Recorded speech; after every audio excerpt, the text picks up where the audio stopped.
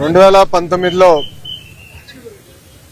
Telugu Desam party ఆనాడు ఓడిపోయినప్పుడు కావాలని తప్పుడు వార్తలు రాసి వ్యక్తిగతంగా నన్ను డిఫేమ్ చేయాలని ఆనాడు నా ఫోటో పెట్టి కింద క్యారికేచర్ పెట్టి ఏకంగా నేను విశాఖపట్నానికి వచ్చినప్పుడు 5 సంవత్సరాల్లో లాంజ్లో స్నాక్స్కి సుమారుగా 25 లక్షల రూపాయలు ఖర్చు పెట్టానని ఒక టైటిల్ పెడతాం జరిగింది. చిన్నబాబు చిరుతిండి 25 లక్షలండి అనే టైటిల్తో పక్కన ఫోటో పెట్టి ఏకంగా ఆనాడు ఆర్టికల్ వేశారు. ఆ రోజు నుంచే నేను సాక్ష్యమైన పోరాటం మొదలుపెట్టాను. ఎవరన్నా కానీ మీడియా మిత్రులు కానీ ఎవరన్నా కానీ ఒక ఆర్టికల్ వేసేటప్పుడు ఫ్యాక్ట్స్ అని వెరిఫై చేసుకోవాలి. అవసరమైతే ఎవరిపైన అయితే రాస్తున్నామో వాళ్ళకి ఫోన్ చేసి ఇట్లా ఏబోతున్నాం, మీ అభిప్రాయం ఏంటి, మీ వర్షన్ ఏంటి అనేది జనరల్గా కనుక్కునే సంస్కృతి ఉంటుంది. కానీ అలాంటిది ఏం చేయకుండా కావాలని నన్ను కించపరిచే విధంగా ఆ ఆర్టికల్ వేసి ఆ రోజు పబ్లిష్ చేస్తాం జరిగింది. దానిపైన నేను సుమారుగా గత 6 సంవత్సరాలుగా నేను పోరాడుతున్నాను. ఇది 7వసారి నేను ఈ కేసు పైన విశాఖపట్నానికి వస్తాం. ఆ రోజు ద వీక్ అని వీక్లీ మ్యాగజైన్ కూడా ఆర్టికల్ వేస్తే నేను వాళ్ళకి నోటీస్ పంపించి ఆధారాలతో సహా, ఎందుకంటే ఏ డేట్స్ అయితే ఆర్టికల్ వేశారో ఆ రోజు నేను విశాఖపట్నంలో లేదని కూడా నేను నిరూపిస్తాం కూడా జరిగింది. అది తెలుసుకుని వాళ్ళు ఏకంగా రిజైండర్ వేసి క్షమాపణ కూడా కోరటం జరిగింది.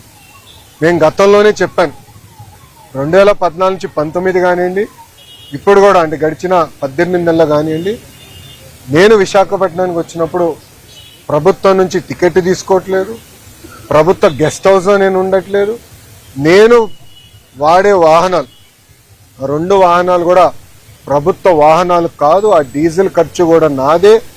నేను తాగే వాటర్ బాటిల్ కానీ చివరికి కాఫీ కూడా ఎయిర్పోర్ట్లో లాంజ్లో ఒక 5 నిమిషాలు నాయకులు మాట్లాడాలంటే లాంజ్లో కాఫీ పౌడర్, వాటర్, చివరికి మగ్గు కూడా నాదే. ఎందుకంటే నాకు ఇది మా తల్లి నాకు నేర్పించిన సంస్కృతి. మనం ప్రజాస్వామ్యంలో ఉన్నాం. ప్రజలకు పవిత్రమైన బాధ్యత మనకు పెట్టారు. వాళ్ళ ఏ నమ్మకంతో అయితే మనకు గెలిపించారో ఆ నమ్మకం నిలబెట్టుకోవాల్సిన బాధ్యత మనందరిపైన ఉంటుంది. ఏమున్నా ఖర్చులు కుటుంబం పరంగా మేము బనాయిస్తాం. నేను గతంలోనే చెప్పాను, ఇంట్లో అమ్మ బ్రహ్మని సంపాదిస్తే బాబు గారు నేను ఖర్చు పెడుతున్నామని. మా క్రెడిట్ కార్డు బిల్లు కూడా వాళ్ళే కడతాం జరుగుతుంది. సో ఒక పారదర్శకంగా నిలబడాలన్న ఆలోచనతో మేము చేస్తున్నాం. ఇక్కడ మీడియా మిత్రులు కూడా తెలుసు, నేను ఎప్పుడు విశాఖపట్నంకి వచ్చినా గవర్నమెంట్ ప్రోగ్రామ్ వచ్చినా కూడా నేను తెలుగుదేశం పార్టీ కార్యాలయంలో ఆనాడు పాదయాత్రకు వాడిన బస్సులోనే మేము పడుకుంటా పొద్దున్నేసి కార్యకర్తలు కలిసిన తర్వాతనే ఏ కార్యక్రమానికి అయితే నేను బయలుదేరటం కూడా మీరందరూ చూస్తాం జరుగుతుంది.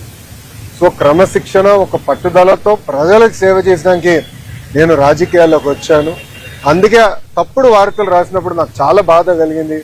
క్యారికేచర్ వేసి, అంటే పైన నా ఫోటో కింద క్యారికేచర్ వేసి నన్ను కించపరిచే విధంగా చేసినప్పుడు దీని మీద పోరాడాలని ఆనాడే నేను నిర్ణయించాను. తప్పుడు రాత్రులపైన తప్పనిసరిగా నాడు నేడు ఎప్పుడు నేను పోరాడతాను. 2 కాదు, 3 కాదు, 5 కాదు, ఇంకో సంవత్సరం ఎక్కువ పెట్టినా న్యాయం నా వైపు ఉందని నేను బలంగా నమ్ముతున్నాను. నేను గెలుస్తానని కూడా నేను నమ్ముతున్నాను. ఎందుకంటే నేను ఏనాడు తప్పు చేయని వ్యక్తి, నేను చేయబోను కూడా.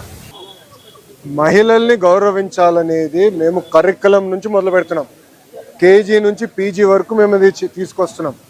మొన్న వైస్ ఛాన్సలర్స్తో కూడా మీటింగ్ జరిగినప్పుడు గౌరవ ఛాన్సలర్ అంటే గవర్నర్ గారు, మన ఛాన్సలర్, ఆయన ముందర కూడా దీని గురించి చర్చించాం.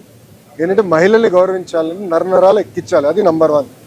నంబర్ 2, ఎవరన్నా కానీ మహిళలపైన అత్యాచారం చేసినా కించపరిచే విధంగా చేస్తే వాళ్ళని వదిలిపెట్టేది లేదు. మీరు దయచేసి గమనించండి. అలాంటి సంఘటనలు జరిగితే ఎవరు ఒక్కరిని కూడా వదిలిపెట్టట్లేదు. మీరు రాష్ట్ర వ్యాప్తంగా కూడా రౌడీ షీటర్లందరినీ కూడా ఊరేగింపు చేస్తున్నాం. రౌడీ షీటర్లు చెప్తున్నా, మన గంజాయి స్మగ్లర్స్కి చెప్తున్నా, మహిళలు ఏమన్నా కించపరిచే విధంగా మాట్లాడినా లేదంటే మహిళలపైన దాడి చేయాలని ఎవరైనా అనుకుంటే మీకు కూడా అలాంటి పరిస్థితి ఉంటుంది. మేము ఎవరిని వదిలిపెట్టాం. లా అండ్ ఆర్డర్ విషయంలో ఎన్డీఏ ప్రభుత్వం చాలా క్లియర్గా ఉంది, చాలా కఠినంగా మేము వ్యవహరిస్తాం.